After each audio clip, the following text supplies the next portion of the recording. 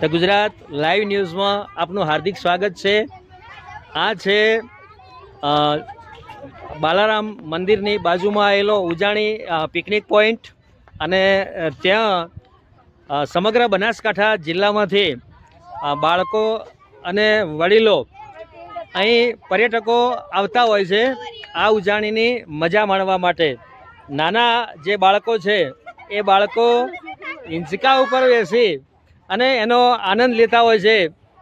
આનંદ લેવા માટે કોઈ ઉંમરની જરૂર હોતી નથી, ગમે એ ઉંમરે આનંદ લઈ શકાય છે। અહીં તમે જોઈ શકો છો કે જે પર્યટકો બહારથી આવેલા છે એ તમામ પર્યટકો આ ઉજાણી પિકનિક પોઈન્ટ છે એનો આનંદ લઈ રહ્યા છે। નાના જે બાળકો છે એમને અહીં ફરવા માટેની એક આ સુંદર જગ્યા છે।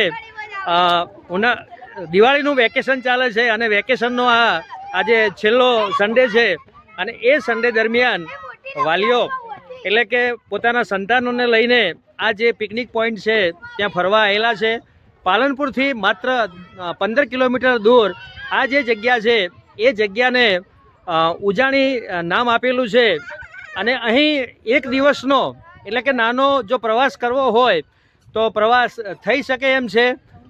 બાજુની અંદર બાલારામ જે મંદિર છે એટલે કે ઐતિહાસિક બાલારામનું મંદિર છે એ પણ આવેલું છે। જે પર્યાવરણ જેને કહેવાય કે પર્યાવરણનું જતન, વિશ્વ પર્યાવરણ દિવસ જે આપણે ઉજવવામાં આવે છે એ વિશ્વ પર્યાવરણ દિવસની અહીં સાચા અર્થમાં પર્યાવરણનું જતન કર્યું હોય બનાસકાંઠા જિલ્લામાં એવું આપણને દેખાય છે।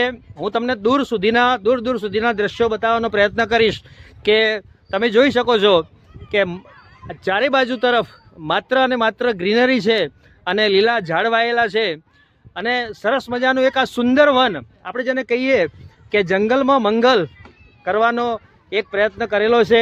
લોકો અહીં આવે છે અને આખો દિવસ દરમિયાન અહીં બાળકો સાથે આ ઉજાણીની જે જગ્યા છે અહીંયા ઉજાણી કરી અને મોજ મસ્તી કરે છે। સામે જે ઇકો ક્લબ જેને કહેવાય કે ઇકો ક્લબ હોય અથવા વેડિંગ હોય તો અહીં રાત્રે રોકાવા માટેની પણ જગ્યા છે, હોટલ છે, રેસ્ટોરન્ટ છે, તમામ વ્યવસ્થા અહીં કરેલી છે। કદાચ કોઈના મેરેજ હોય અને મેરેજ માટે જો કોઈ સ્થળ પસંદ કરવાનું હોય તો આનાથી ઉત્તમ શ્રેષ્ઠ જગ્યા હોઈ ન શકે।